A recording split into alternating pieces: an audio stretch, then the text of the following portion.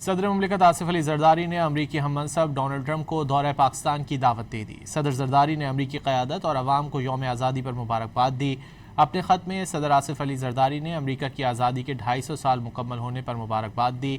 صدر زرداری نے باور کرایا کہ پاک امریکہ تعلقات باہمی احترام، مشترکہ مفادات اور امن کے عزم پر استوار ہیں۔ دو ایٹمی ملکوں کے درمیان جنگ بندی پر ٹرمپ کا کردار لائق تحسین ہے۔ بدلتے عالمی منظرنامے کے ساتھ پاک امریکہ شراکت داری مضبوط ہو رہی ہے۔ ایران کے ساتھ مذاکرات کے لیے پاکستان کے ثالثی کے کردار پر امریکی اعتماد کو سراہتے ہیں۔ باور کرایا کہ پائیدار حل صرف مذاکرات، سفارتکاری اور کشیدگی میں کمی سے ہی ممکن ہے۔ صدر مملکت آصف علی زرداری نے امریکی ہم منصب ڈونلڈ ٹرمپ کو دورہ پاکستان کی دعوت دے دی۔ صدر زرداری نے امریکی قیادت اور عوام کو یوم آزادی پر مبارکباد دی۔ اپنے خط میں صدر آصف علی زرداری نے امریکہ کی آزادی کے 250 سال مکمل ہونے پر مبارکباد دی۔ صدر زرداری نے باور کرایا کہ پاک امریکہ تعلقات باہمی احترام، مشترکہ مفادات اور امن کے عزم پر استوار ہیں۔